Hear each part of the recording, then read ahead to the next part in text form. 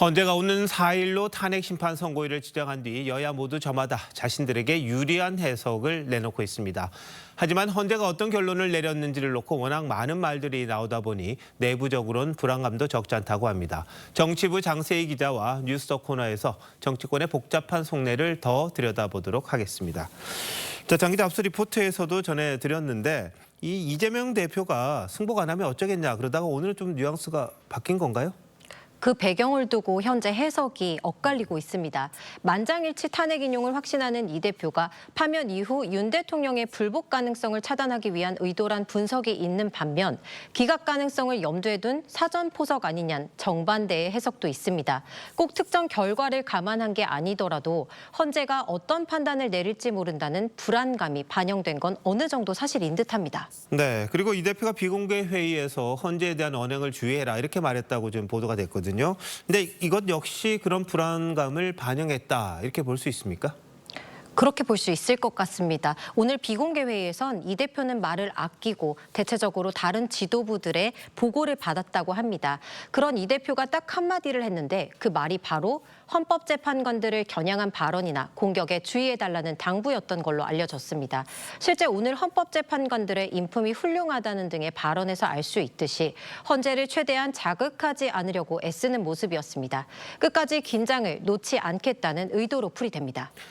네, 근데 의원들이나 보면 만장일치 인용을 확신한다 이렇게 이야기를 하잖아요. 그런데 내부적으로는 좀 신중해 보이는 그런 느낌이거든요.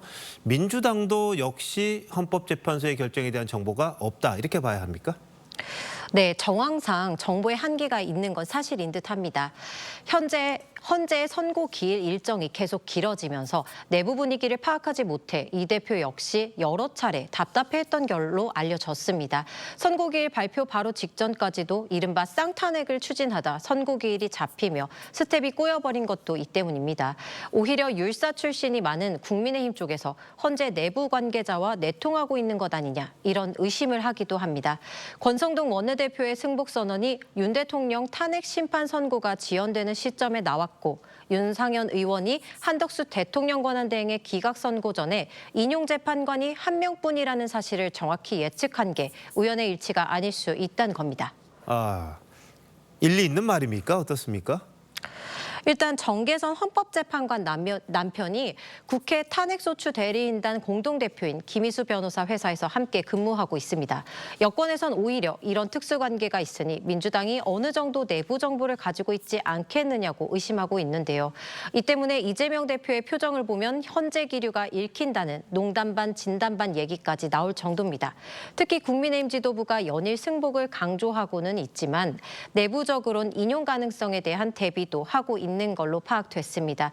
물론 이 역시 특정 정보에 기반을 했다기보단 다양한 가능성을 준비해야 한다는 현실적인 이유 때문인 걸로 보입니다. 네, 서로 상대방을 의심하고 있는데 이건 서로 다 정보가 부족하다 이렇게도 해석할 수 있겠네요. 다만 정치권이 결과를 예측하는데 급급하는 게 아니라 선고 이후에 어떻게 좀 안정을 시킬까 거기에 좀 더 집중하는 게 좋지 않나 싶기도 합니다. 자, 장 기자 잘 들었습니다.